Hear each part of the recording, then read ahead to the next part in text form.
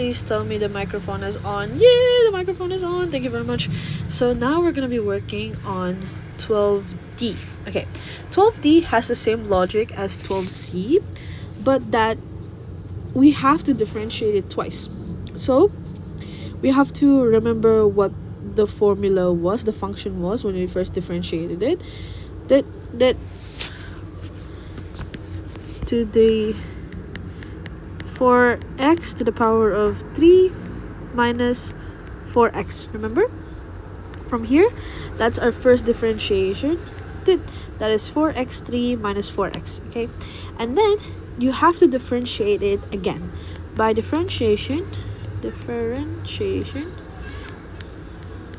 it would be 4x, so 4 times d over dx. I don't know if this is the right symbol for this because we're differentiating it twice, but you can ask Copilot about that. I'll ask Copilot about that too.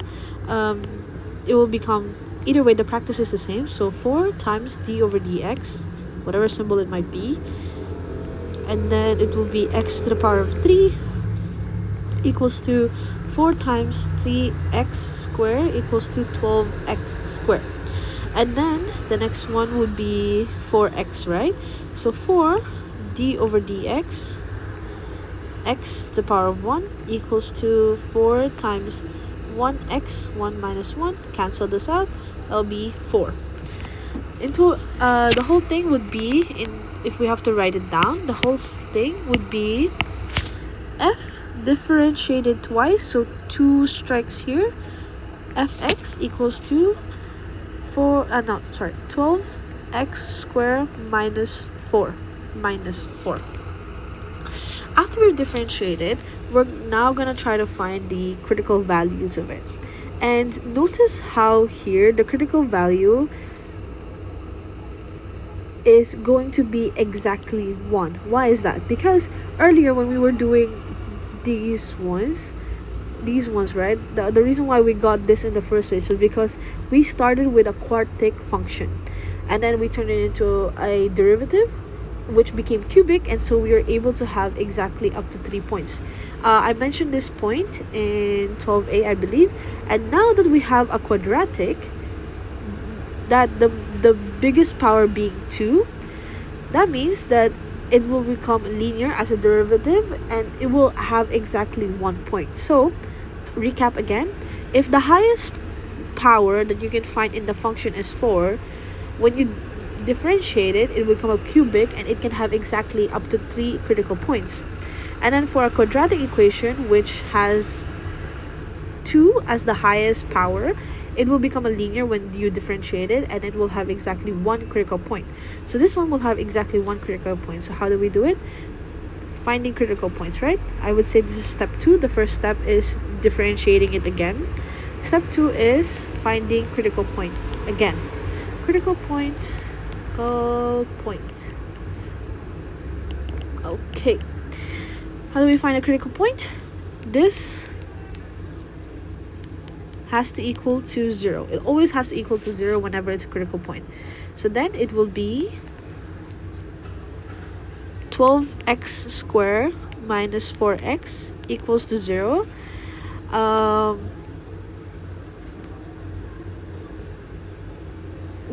Not 4x.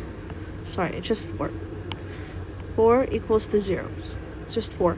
So we can put, I'd say, x to the other side, 4 to the other side, so it'll become 12x squared equals to 4, and then x squared we can divide it by 4 over 12. Remember, whatever is next to x, right, whatever is next to x, the 12 will always go underneath it, so it will go underneath here. Then 4 over 12, the common thing that they have is 4, because 4, 8, 12 becomes 12, and then so it will just become 1 over 3. But there's a square here, and in order to get rid of a square, so let's say we have a square here and then we have 4 here. In order to get rid of the square, you have to do this, 4. So x is equals to 2. You have to square root it. That's how to get rid of a square. So now we're trying to get rid of it, and we're gonna write down x is equals to 1 over 3. I don't know exactly why the square is at the bottom, but that's what Copilot says, so that's might be what we're gonna have to follow. But then again, I do understand the logic, because this will just equals to 1. So just put 1 there. Put it there. Just put this thing down here. So the whole thing is equals to, wait a minute, x is equals to 1 over 3. Now, if we have to find the inflection points, because we need to find potential inflection points, we need to write down it like this: equals plus or minus, to find the inflection points, 1 over 3. So I'm gonna write down 1 over 3. Writing this, putting this means that we're trying to find the inflection points. This is, wait, what? Okay. Inflection points.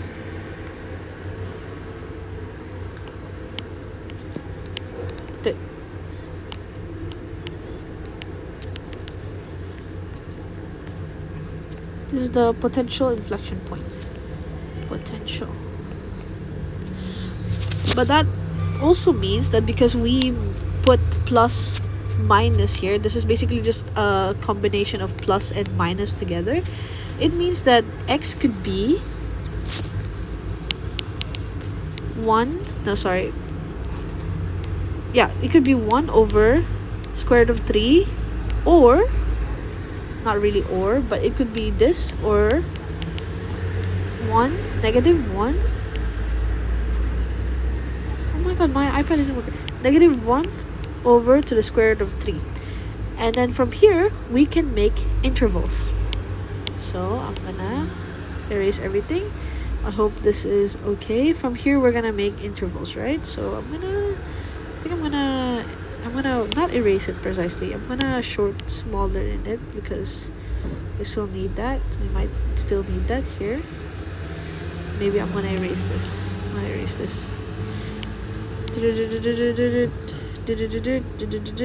Yeah, I'm gonna put it here. So now we're gonna have to try to find intervals. And remember how we find intervals, right?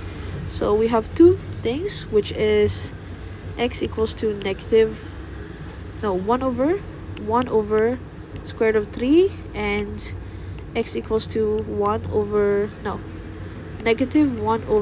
3. How do we find the intervals of that? It will be like this, right? It will be from the negative side first, negative infinity, comma, -1 over square root of 3, and then passing the baton, -1 over square root of 3, 1 over square root of 3, close bracket, and then lastly 1 over square root of 3, comma, infinite. And then now we have to find test points. Any number between -infinite and -1 over square root of 3 is honestly -1. Yeah, so we can use the test point of -1 here. We can just use 0 here, and then we can just use 1 here. So that's our test points. Our test point is -1, 0, and then 1. And then after that, we will plug into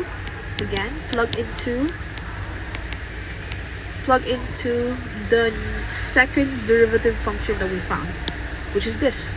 We're gonna plug in all these test points into the second derivative function that we found. So it will be f -1, 12x 12x is -1, so 12 -1 squared minus 4, and you have to keep doing it for all three of them, just like this.